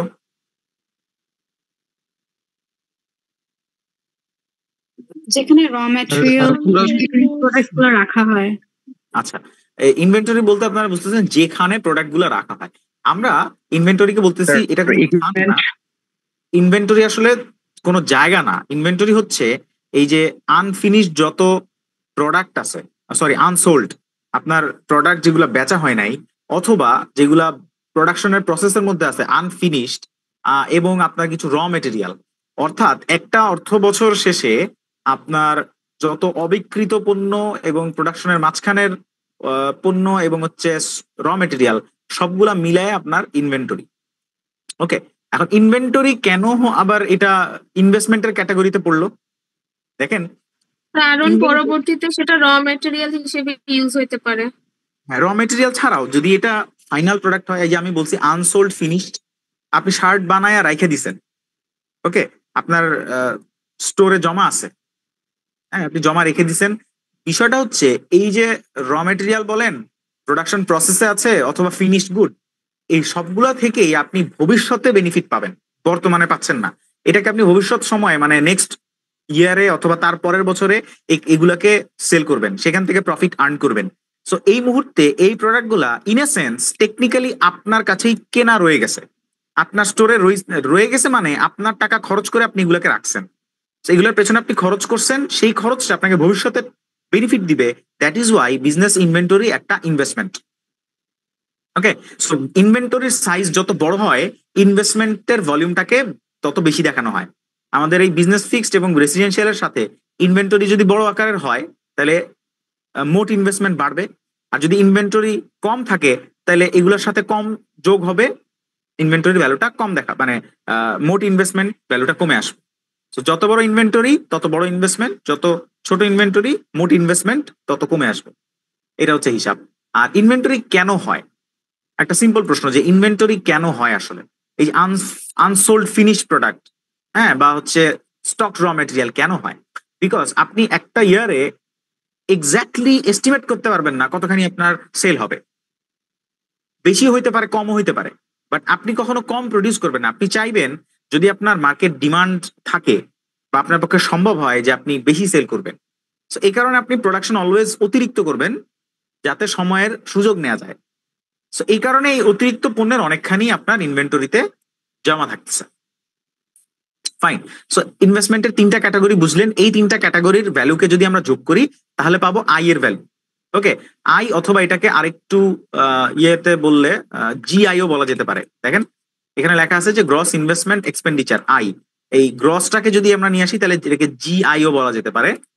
ওকে ফাইন, গেল ইনভেস্টমেন্টের ক্যাটাগরি। ইনভেস্টমেন্টের সাথে জড়িত দুইটা টপিক একটু বুঝাইতে হবে। প্রথম টপিকটা হচ্ছে ডেপ্রিসিয়েশন। একটু আগে একটা জায়গায় আপনারা দেখছিলেন ডেপ্রিসিয়েশন। তো এই শব্দের মানে জানেন কেউ?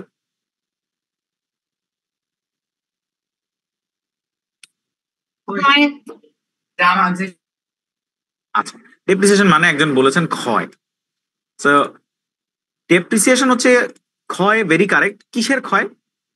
আমরা যখন উৎপাদন করি, উৎপাদন প্রক্রিয়া আমাদের যে মেশিনারি গুলো ব্যবহার হয় এগুলা ব্যবহার হতে হতে ধীরে ধীরে ক্ষয় হইতে থাকে, এগুলার এফিসিয়েন্সি ড্রপ হইতে থাকে, বিভিন্ন পার্টস নষ্ট হয়ে যায়, সামটাইমস এগুলোকে রিপেয়ার করতে হয় অথবা রিপ্লেস করে ফেলতে হয়। So machineries needs to be replaced or repaired because they wear out in time, সময়ের সাথে সাথে ক্ষয়প্রাপ্ত হয়। সো এখন এই টুলস, মেশিনারিজ, ইকুইপমেন্টস ক্ষয়প্রাপ্ত হওয়ার কারণে আমাদের এইটার পেছনে বেশ একটা বড় অঙ্কের টাকা খরচ হয় রিপেয়ার করতে বা রিপ্লেস করতে। তো এই ডেপ্রিসিয়েশন কস্টটা আমাদের মোট উৎপাদনের ভ্যালুকে কমিয়ে নিয়ে আসে। কারণ আপনি চিন্তা করেন, আপনি মেশিনারি যেটা আপনার ইনভেস্টমেন্ট আসলো সেটার পেছনে আপনি খরচ করলেন, এটা আপনার জিডিপির অংশ, এবং এটা দিয়ে আপনি যা উৎপাদন করতেছেন সেটাও আপনার জিডিপির অংশ। কিন্তু যে ক্ষয়টা হচ্ছে, ক্ষয়ের কারণে আপনাকে আবার রিপেয়ার বা রিপ্লেস করতে হচ্ছে, এইটা আপনার এই মোট উৎপাদনের ভ্যালুকে কমিয়ে আনতেছে।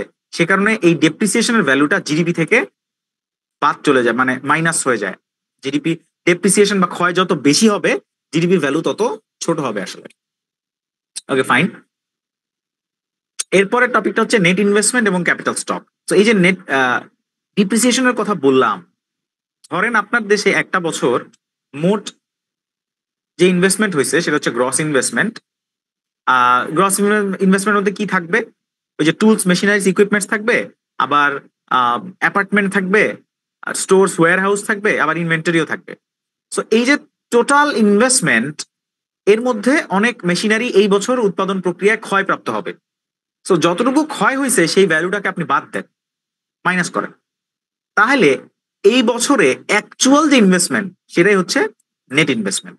So net investment equals to এই বছরের মোট ইনভেস্টমেন্ট মাইনাস ডেপ্রিসিয়েশন, যে ক্ষয়টা হয়েছে। আরেকটা ইকুয়েশন হচ্ছে আমার দেশের মোট ক্যাপিটাল স্টক কত।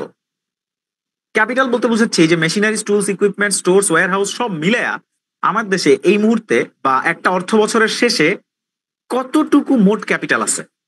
এটা কিভাবে বের করবেন? সহজ একটা ফর্মুলা, এই বছরের শুরুতে কতটুকু ক্যাপিটাল ছিল প্লাস এই বছর নতুন করে কতটুকু ক্যাপিটাল যুক্ত হয়েছে। ধরেন এটা অর্থ বছর 2024-25, 2024-25-এর শেষে অর্থাৎ জুলাই 2025-এ আমি হিসাব করব আমার দেশের মোট ক্যাপিটাল স্টক কত বিলিয়ন ডলারের ক্যাপিটাল স্টক আমার আছে। কিভাবে বের করব?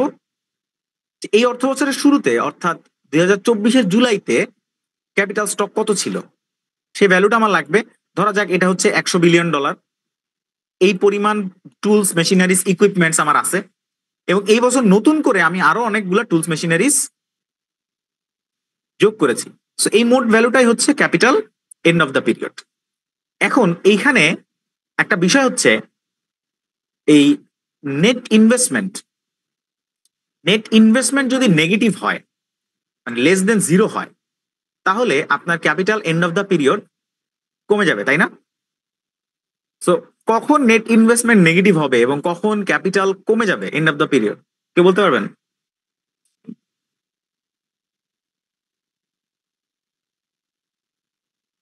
ডেপ্রিসিয়েশন অনেক বেশি হইলে। রাইট, অনেক বেশি হইলে না স্যার, ডেপ্রিসিয়েশন যদি গ্রস ইনভেস্টমেন্টের চাইতেও বেশি হয়। ওকে, সিচুয়েশনটা হচ্ছে এরকম যে যদি ডেপ্রিসিয়েশন, এই যে দেখেন, depreciation is greater than gross investment, যে আপনার মোট এই বছর যত ইনভেস্ট করেছেন tools, machineries, stores, warehouse, inventory মিলায়া মোট যত ইনভেস্টমেন্ট হয়েছে তার চেয়ে ডেপ্রিসিয়েশন বেশি হয়েছে, তাহলে এই যে ইকুয়েশনটা আসেন, এই পাশের ভ্যালুটা বড়, এটা ছোট, তাহলে নেট ইনভেস্টমেন্ট হয়ে যাবে negative, less than 0। So negative একটা ভ্যালু যখন আপনি এখানে বসাবেন তখন আপনার বছর শেষে ক্যাপিটাল স্টক কমে যাবে। বছরের শুরুতে যদি 100 বিলিয়ন হয়, এখানে যদি -5 বিলিয়ন হয়, তখন আপনার end of the period capital stock কমে আসবে। এখন স্যার বলতে পারেন যে নর্মালি কি ঘটনাটা এরকম হয়, ডেপ্রিসিয়েশন কি এত বেশি হয় কিনা? এটা রেয়ার কিছু ক্ষেত্রে হতে পারে। ন্যাচারালি প্রত্যেক বছর আপনি ধরেন এরকম 50-60 বিলিয়ন ডলারের ইনভেস্টমেন্ট করেন, আর ধরেন 5-7 বিলিয়ন ডলারের ডেপ্রিসিয়েশন হয়। তো সেগুলা বাদ দিলে নেট ইনভেস্টমেন্ট আপনার একটা পজিটিভ সংখ্যাই থাকে এবং আমাদের ক্যাপিটাল স্টক বাড়ে। বাট কিছু ক্ষেত্রে ডেপ্রিসিয়েশনের মাত্রা অনেক বেশি হইতে পারে, খুব রেয়ার কয়েকটা কেসে। বলেন তো কোন কেসে হইতে পারে ডেপ্রিসিয়েশন মোট ইনভেস্টমেন্টের চাইতে বেশি? হ্যাঁ, ন্যাচারাল ডিজাস্টার হলে বা ওয়ার হলে। Exactly, very correct. যদি আপনার দেশে যুদ্ধ লাগে অথবা বড় দুর্যোগ হয়, সেক্ষেত্রে প্রচুর টুলস, মেশিনারিজ এবং আপনার ইন্ডাস্ট্রিয়াল সেক্টর, ফ্যাক্টরি এগুলো ধ্বংসপ্রাপ্ত হবে, সেক্ষেত্রে আপনার ইনভেস্টমেন্টের চাইতে ডেপ্রিসিয়েশন বেশি হবে। মানে ওইটা ন্যাচারাল উৎপাদন প্রক্রিয়া ডেপ্রিসিয়েশন না, ওইটা হচ্ছে মানে এক্সটার্নাল কজে ডেপ্রিসিয়েশন বেড়ে যাবে। ফাইন। আরেকটা টপিক হচ্ছে ফাইন্যান্সিয়াল এবং ফিজিক্যাল ইনভেস্টমেন্ট। আমরা এতক্ষণ ধরে যে ইনভেস্টমেন্ট বারবার বলতেছি, এটা কিন্তু আমরা যে দেখাইলাম 3টা ক্যাটাগরি, ওই বিজনেস ফিক্সড, রেসিডেন্সিয়াল এবং ইনভেন্টরি, এই প্রত্যেকটা জায়গার মধ্যে এগুলো ছিল ফিজিক্যাল ইনভেস্টমেন্ট। আমরা একবারও কিন্তু টাকার কথা বলি নাই। আমরা যতবার ইনভেস্টমেন্ট বুঝাইছি আমরা কিন্তু ট্যাঞ্জিবল জিনিস বলছি, ট্যাঞ্জিবল জিনিস, এই যে ফ্যাক্টরিজ, মেশিনারিজ, এগুলোর কথা বলছি। সো ইকোনমিক্সে যখনই আপনি ইনভেস্টমেন্ট শুনবেন বা ক্যাপিটাল গুডস শুনবেন, ফার্স্টে প্রাইমারিলি আপনাকে ধরতে হবে এগুলো হচ্ছে মেশিনারিজ, টুলস নিয়ে কথা বলা হচ্ছে। আর যখন আমরা বিজনেস ক্যাপিটাল বা বিজনেস ইনভেস্টমেন্ট নিয়ে কথা বলি তখন সেটা হচ্ছে টাকা। ওকে, আদারওয়াইজ ফার্স্টলি আমরা প্রাইমারিলি ইনভেস্টমেন্ট বলতে আসলে আমরা টুলস, ইকুইপমেন্টস, এগুলোর ভ্যালুকে বুঝাই। এরপর আসেন third category, government expenditure. Government এক্সপেন্ডিচারের দুইটা খাত আছে, একটা হচ্ছে গভর্নমেন্টের কনজাম্পশন এক্সপেন্ডিচার আর একটা হচ্ছে ইনভেস্টমেন্ট। গভর্নমেন্ট কনজাম্পশনের মধ্যে সহজ কিছু জিনিস আছে, যেমন এটা হচ্ছে সরকার পরিচালনার ব্যয়, সরকারকে ভোগ করতে হয় এমন কিছু ব্যয়। যেমন ধরেন সরকারি যে চাকরিজীবী তাদের বেতন, যত সরকারি আমলা, কর্মচারী, কর্মকর্তা আছে, কয়েক লাখ আছে বাংলাদেশে, সো এদের যে বেতন দিতে হয় এটা হচ্ছে সরকারের প্রথম কনজাম্পশন এক্সপেন্ডিচার। এর সাথে আছে মিলিটারি লজিস্টিক্স, যেমন আপনাকে বিভিন্ন অস্ত্র কিনতে হয়, পোশাক কিনতে হয়, তারপরে আরো এই ধরনের বিভিন্ন জিনিস আপনার সরাসরি প্রয়োজন হয়। হ্যাঁ, ইভেন খাদ্যপণ্য হইতে পারে যে এদের জন্য আপনার মিলিটারি বা পুলিশ চালানোর জন্য এদের রেশন দিতে হয়। তো এই রেশনের যে খাদ্য শস্য পণ্য আছে এগুলো হচ্ছে আপনার গভর্নমেন্টের কনজাম্পশন এক্সপেন্ডিচার। সো গভর্নমেন্ট এগুলো সরাসরি কনজিউম করে ফেলতেছে। আর সেকেন্ডলি গভর্নমেন্টের যে ইনভেস্টমেন্ট এক্সপেন্ডিচার, সেগুলো হচ্ছে দেশের যে infrastructure, health care, education, energy, transportation এবং আদার পাবলিক সার্ভিসেস, এই দুইটা সেক্টর মিলে গভর্নমেন্টের টোটাল এক্সপেন্ডিচার। এর মধ্যে থেকে একটা জিনিস মাথায় রাখতে হবে, এই যে ট্রান্সফার পেমেন্ট, এটা কিন্তু গভর্নমেন্ট এক্সপেন্ডিচারের মধ্যে ধরা যাবে না। আর কেন? আমরা যে জিডিপির মধ্যে প্রথমে বলছিলাম যে ট্রান্সফার পেমেন্ট বা ভাতাগুলো জিডিপি থেকে এক্সক্লুডেড। সো এই এক্সপেন্ডিচার অ্যাপ্রোচে এসেও গভর্নমেন্টের ব্যয়ের মধ্যে থেকে আমরা এই যে ব্যয়গুলো, এই ব্যয়গুলোকে বাদ দিয়ে বাকিগুলোকে ধরতেছি। স্যালারিজ, লজিস্টিক্স এবং ইনফ্রাস্ট্রাকচার সব মিলায় হচ্ছে গভর্নমেন্ট এক্সপেন্ডিচারের value. Lastly net export, export minus import. যখন আপনার দেশে এক্সপোর্টের পরিমাণ বেশি হবে, ইম্পোর্ট কম হবে, নেট এক্সপোর্টের ভ্যালুটা পজিটিভ হবে, এই সিচুয়েশনটাকে বলা হয় ট্রেড সারপ্লাস। সারপ্লাসের বাংলা বললে হয় উদ্বৃত্ত। বাণিজ্য করেছেন, বাণিজ্যে আপনার এক্সপোর্টের চাইতে ইম্পোর্টের চাইতে এক্সপোর্ট বেশি হয়েছে, ইম্পোর্ট কম হয়েছে, আপনার দেশে উদ্বৃত্ত আছে, আপনার দেশে টাকা ঢুকছে বেশি, বের হয়েছে কম, আপনার জন্য টাকা আসে বেশি। তো তখন সেক্ষেত্রে জিডিপির ভ্যালুটা নেট এক্সপোর্টের কারণে বড় হবে। আর এমন যদি হয় ইম্পোর্ট বেশি, এক্সপোর্ট কম, তাহলে নেট এক্সপোর্ট নেগেটিভ, সেক্ষেত্রে আপনার ট্রেড ডেফিসিট বা বাণিজ্য ঘাটতি আছে। এবং এই নেগেটিভ ভ্যালুটা যদি আপনি জিডিপির ইকুয়েশনে বসান, আমাদের ইকুয়েশনটা কি ছিল? C plus I plus G plus NX. So NX এর ভ্যালুটা যখন নেগেটিভ হবে তখন জিডিপির ভ্যালুটা ছোট হয়ে আসবে। এখন বাংলাদেশের ক্ষেত্রে সিচুয়েশনটা কি? ক্যান এনিওয়ান টেল মি যে বাংলাদেশের ট্রেড সারপ্লাস হয় নাকি ডেফিসিট হয়? Sir deficit. ডেফিসিট এটা কত পরিমাণে হয় বলতে পারবেন? আচ্ছা, আমি দেখাই দিই, রিয়েল ডেটা দিয়ে দেখাই দিই। 2023 সালের ডেটা অনুযায়ী আমাদের এক্সপোর্টের পরিমাণ ছিল $57.5 বিলিয়ন এবং আমরা ইম্পোর্ট করেছি অলমোস্ট $78 বিলিয়ন। অর্থাৎ আমাদের প্রায় $20.5 বিলিয়ন ডেফিসিট আছে, বাণিজ্য ঘাটতি আছে। আমরা $20 বিলিয়ন অতিরিক্ত ইম্পোর্ট করি। এখন এই ডেফিসিটের কারণ কি? কেউ বলতে পারবেন যে এত বড় ট্রেড ডেফিসিট আমাদের প্রত্যেক বছরই থাকতেছে কেন? পপুলেশন। নো, পপুলেশনের কারণে আমি ইম্পোর্ট বেশি করব? অপশন। হ্যাঁ, চাহিদা বেশি। অনেক কারাপশন, মানে বাজারের মধ্যে বিভিন্ন সিন্ডিকেট যেগুলো প্রোডাকশনের ক্ষেত্রে তৈরি হয়। না, সিন্ডিকেটের কারণে বাজারে দাম বা হচ্ছে সাপ্লাই কমে যায়। এটা তো ইন্টারন্যাশনাল ব্যাপার। এক্সপোর্ট করতেছেন বাইরের কোন দেশে বা বিদেশ থেকে ইম্পোর্ট করে নিয়ে আসতেছেন, আপনার কেন এত বেশি ইম্পোর্ট করতে হবে? এটা হচ্ছে প্রশ্ন। স্যার আমরা স্বনির্ভর না, তাই স্যার। আচ্ছা, কাছাকাছি যাচ্ছেন আপনি। ব্যাপারটা দেখাই। ব্যাপারটা হচ্ছে আপনি যে এই যে $57 বিলিয়ন প্রোডাক্ট এক্সপোর্ট করছেন, এই এক্সপোর্টের জন্য আপনার যে র ম্যাটেরিয়াল প্রয়োজন হয়েছে, মেশিনারি প্রয়োজন হয়েছে, টুলস, ইকুইপমেন্টস প্রয়োজন হয়েছে, এর বেশিরভাগই আপনার ইম্পোর্ট করতে হয়। অর্থাৎ যা আমরা এক্সপোর্ট করি এইটার যে মূল ফাউন্ডেশন, এই র মেটেরিয়াল এবং হচ্ছে টুলস মেশিনারিজ এর বেশিরভাগ বাইরে থেকে আসে। এই কারণে আমাদের ইম্পোর্টের ভলিউমটা অনেক বড়।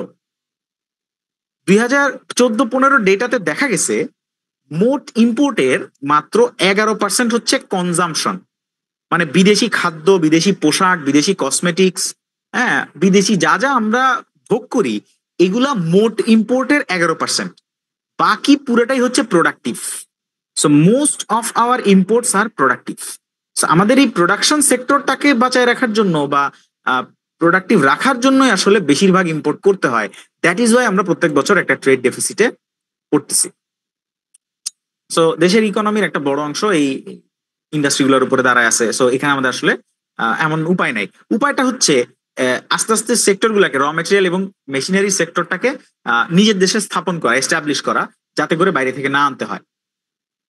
সো আরেকটা মজার প্রশ্ন হচ্ছে স্যার, এই যে $20 বিলিয়ন আমাদের ঘাটতি হতেছে, অর্থাৎ দেশের বাইরে থেকে আমরা পাচ্ছি এত $1 বিলিয়ন, চলে যাচ্ছে আবার $77 বিলিয়ন। তারপরও আমাদের সেন্ট্রাল ব্যাংকে বা বাংলাদেশ ব্যাংকে ধরেন $10-15 বিলিয়ন রিজার্ভ থাকে। এইটা কিভাবে থাকে? আমাদের দেশ থেকে চলে যাচ্ছে বেশি, আসতেছে কম, তারপরও রিজার্ভ আছে কেমনে? কে বলতে পারবেন? রেমিটেন্স আছে। Exactly, the right answer is remittance.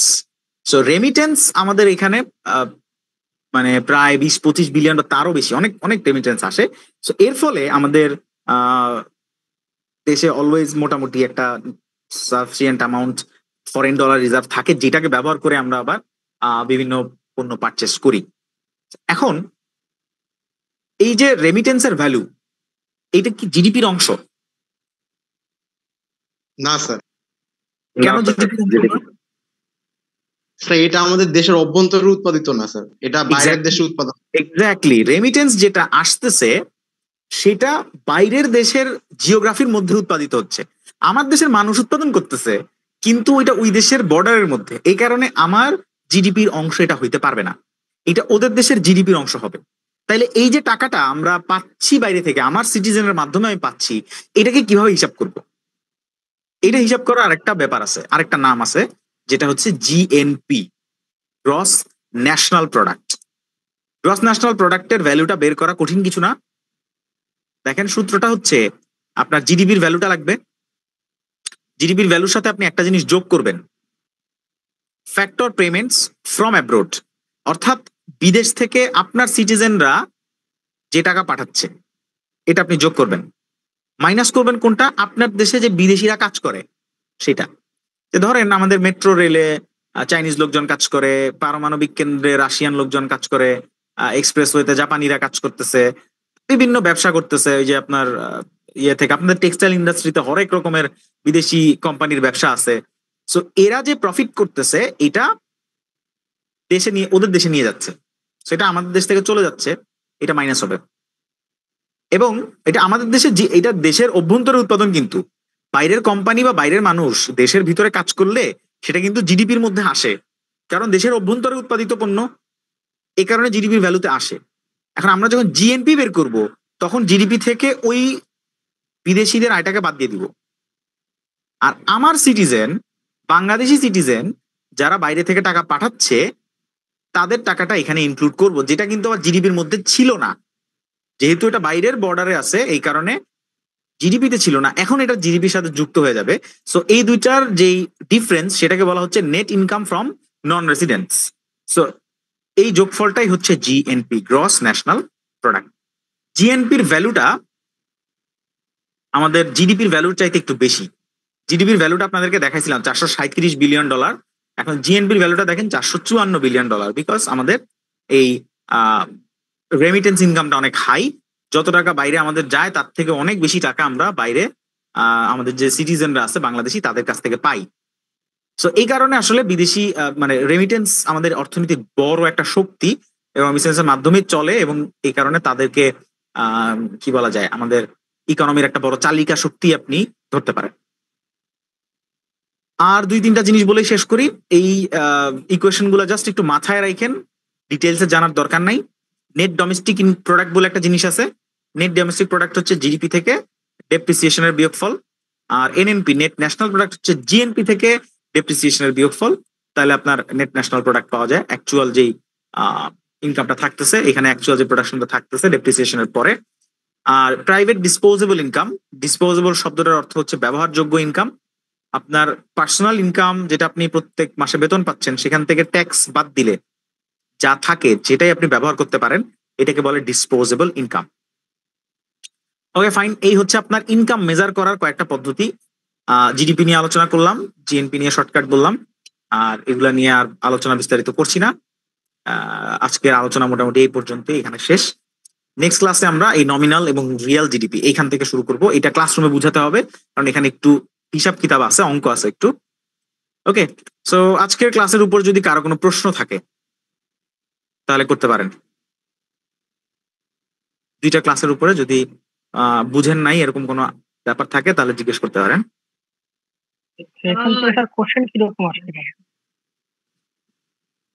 বুঝতে পারিনি স্যার, কিছু বলছেন?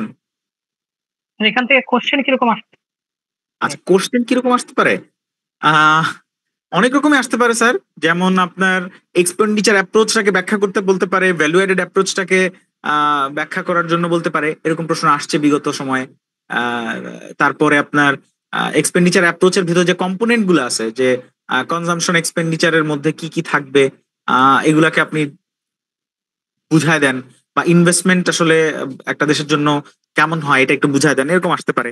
আবার এছাড়া আর কি আসতে পারে, এর পরবর্তী ক্লাসে যে অঙ্কগুলো আছে সেই অঙ্কগুলো থেকে প্রশ্ন আসে, ঠিক আছে? বিভিন্ন ধরনের ক্যালকুলেশনও আসে পরবর্তীতে, যেটা আমি বুঝাবো। আর এখান থেকে একদম বেসিক প্রশ্ন আসে, এগুলো কঠিন কিছু হয় না। আজকে যেগুলো বুঝাইলাম এগুলো হচ্ছে জিডিপির একদম বেসিক্স থেকে সহজ প্রশ্ন হয়, কঠিন তেমন কিছু হয় না। জিডিপির এক্সক্লুশন, শর্টকামিং এগুলোও থাকতে পারে। শর্টকামিং নেক্সট ক্লাসে বলে দিব ইনশাল্লাহ। সো আজকে এই পর্যন্ত যতটুকু আপনারা দেখলেন, এর উপরে যদি প্রশ্ন থাকে আপনি নিশ্চয়ই সেটা ক্লাসরুমেও করতে পারবেন। সো প্রশ্ন থাকলে মাথায় রাখেন বা নোটে লিখে রাখেন, ইনশাল্লাহ ক্লাসরুমে সেগুলো আমি সলভ করে দিতে পারবো। আজকে আর না আগাই, এ পর্যন্তই শেষ করছি ক্লাস। দেখা হবে ইনশাল্লাহ ক্লাসরুমে। সে পর্যন্ত ভালো থাকেন, সুস্থ থাকেন, দোয়া করবেন। আল্লাহ হাফেজ, আসসালামু আলাইকুম। ওয়ালাইকুম আসসালাম।